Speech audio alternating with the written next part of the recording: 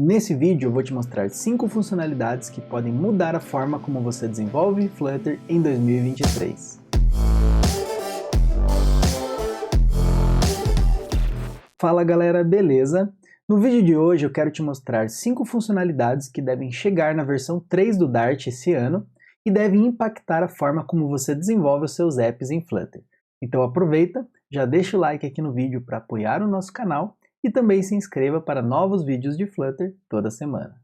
Bem pessoal, então o recurso de Null Safety, ele começou a ser implementado no Dart e também no Flutter, há mais ou menos uns 3 anos, de forma incremental, mas a partir do Dart 3, ou seja, a partir agora desse ano de 2023, o Dart ele será 100% Null Safety, ou seja, basicamente, variáveis que sejam de um determinado tipo, por exemplo aqui o tipo int, elas só vão poder receber valores do tipo inteiro, ou seja, não vão poder receber valores null.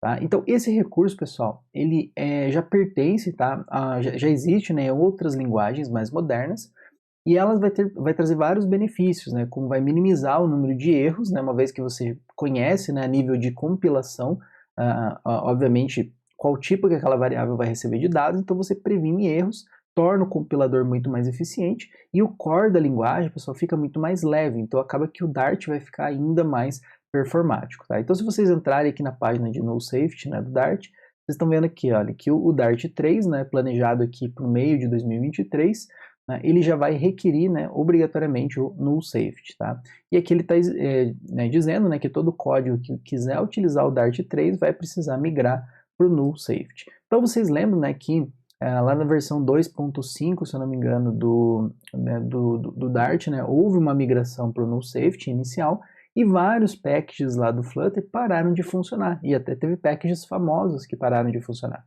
Então, obviamente, se não houver essa migração, esses packages podem cair em desuso. Hoje, basicamente, pessoal, 85% dos aplicativos ali dos packages já suportam o Null Safety, mas ainda existem 15% que ainda não se adequaram. E a partir do Dart 3, eles não vão mais permitir que você execute sem o Null Safety. Então eles vão tirar aquela flag de segurança que você poderia desabilitar o Null Safety, tá certo? Então essa é a nossa primeira funcionalidade que deve chegar em 2023 aqui no Flutter e obviamente por conta do Dart. A próxima funcionalidade, pessoal, ela já está presente em linguagens mais modernas e funcionais, beleza? E ela permite que uma função ou um método retorne mais de um valor. Então essa funcionalidade ela é chamada aqui de patterns, ou padrões, se a gente for traduzir. Vejam que na especificação lá da linguagem ela já foi aceita, então ela deve chegar esse ano para a gente, provavelmente, tá?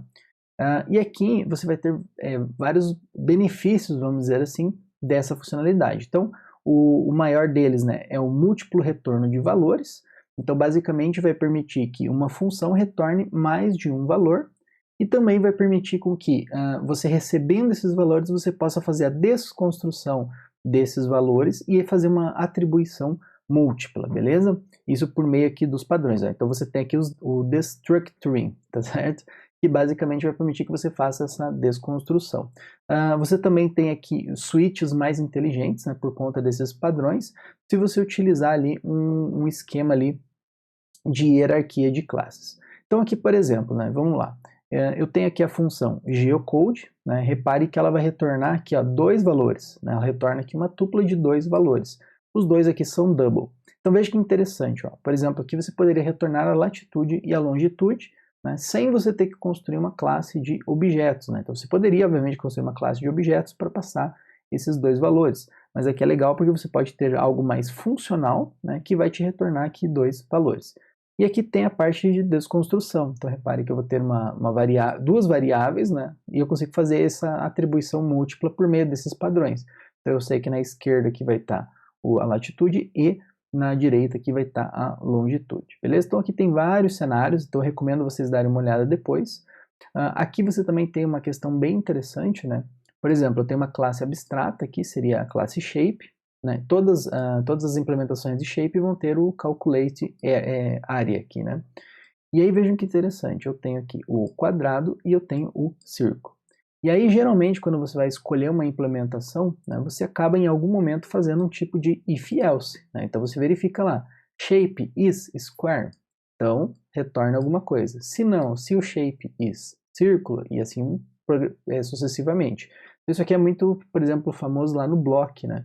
Ou qualquer implementação que você precisa verificar o tipo da classe que você está implementando. Então, com essa funcionalidade, você vai poder fazer algo desse tipo aqui, ó, um switch mais inteligente. Então, repare que eu não tenho mais aqui o switch case, break, eu não preciso nada disso. Basicamente, eu vou passar o shape, né, que eu quero, e aqui, basicamente, eu verifico, ó, se for square, né, então ele vai receber aqui o parâmetro e eu vou fazer um cálculo, né? Se for círculo, ele vai receber aqui o radius e vai fazer o cálculo, e assim por diante. Tá? Então, isso aqui fica muito mais interessante e vai ajudar bastante a gente nas implementações de interface, principalmente, né, quando você tiver, né, alguma comparação de tipos de classe. Tá? Então, isso aqui vai ser bem útil. Outra funcionalidade que devemos ver no Dart, agora em 2023, é a possibilidade de fazermos a compilação na plataforma web para o WebAssembly, né, ou o WASM, né, que basicamente vai ser então uma compilação de, vamos dizer assim, do projeto Flutter para um binário que é executado pelos navegadores, né, ali pela virtual machine do navegador. Obviamente, pessoal, se isso se concretizar dentro do Dart e obviamente no Flutter, isso vai trazer, né, um benefício enorme para o Flutter, por quê? Principalmente isso vai dar um salto, né, no Flutter para web, porque o binário, né, hoje, que é um problema no caso do Flutter, né, ele gera ali os JavaScripts, né, com uma runtime ali bem grande, né, geralmente se você não faz nada no teu projeto ali, o bundle já fica ali com uns 2 MB, né? Então no WebAssembly, como ele vai compilar para binário, o executável vai ficar extremamente pequeno, e como ele vai rodar em nível, né, interno do navegador, né, digamos assim, ele vai ficar extremamente performático, né, leve e muito rápido. Então, isso pode ser o salto para o Flutter Web, né, que o Flutter está precisando. Então, isso aqui já está em desenvolvimento, né? Existem alguns desafios para fazer a migração do código Flutter e principalmente do Dart, né, para o WebAssembly, porque existe algumas questões de incompatibilidade das ferramentas, mas já está sendo, né, desenvolvido e estudado essa implementação, e com certeza, né, pode ser um salto aí que o Flutter está precisando para o web. Galera, a próxima funcionalidade é uma funcionalidade bem interessante que também deve mudar a forma como a gente desenvolve os aplicativos em Flutter, que são as famosas macros, tá? Então esse aqui é um trabalho que está em progresso, tá? Mas que tem, né, tudo aí para ser implementado e talvez a gente veja isso no Flutter em 2023. Então, o que são as macros? Basicamente, pessoal, as macros, elas são uma forma similar, tá? Pode ver até aqui na especificação, são uma forma similar às ferramentas de geração de código, ou os famosos build runners. Então, o que acontece? Você vai colocar uma anotação no seu código, com aquele arroba, né? Então, por exemplo, arroba alguma coisa, e aí você vai ter alguma ferramenta que vai gerar um código para você. Hoje, no Flutter, né, esses códigos são executados pelo build runner. Então, você precisa colocar as anotações, executar o build runner e assim e somente assim você consegue compilar o seu código fonte ali para você rodar no iOS ou no Android. A ideia das macros, pessoal, é que essa funcionalidade do build runner, tá, similarmente, tá, ela seja embutida dentro do próprio Dart. Isso significa que você não vai mais precisar rodar um build runner, tá, antes de fazer a compilação. Então você executou o teu código Flutter, ele vai reconhecer as macros e vai gerar o código fonte para você em tempo de compilação. Então, obviamente, isso vai ficar também mais seguro, muito mais rápido e com certeza vai melhorar, então, o teu fluxo de trabalho ali no desenvolvimento, né, usando essas ferramentas, né, de anotação. Então, aqui você pode ter alguns exemplos, né, como, eu vou até mostrar aqui para vocês, olha. Então, você tem alguns exemplos aqui da própria especificação das macros.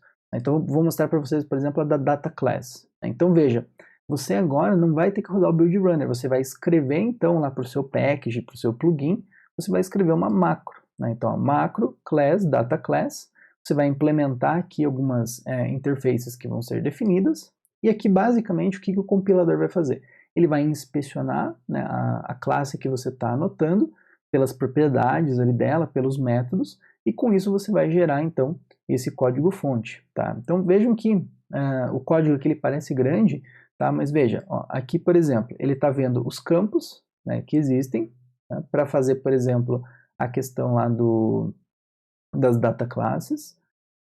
Veja aqui, por exemplo, ó, ele tem as questões do required, aqui ele já vai fazer os maps e assim por diante. Tá? Se a gente for ver aqui, por exemplo, o código do observável, é o mesmo esquema. Ó.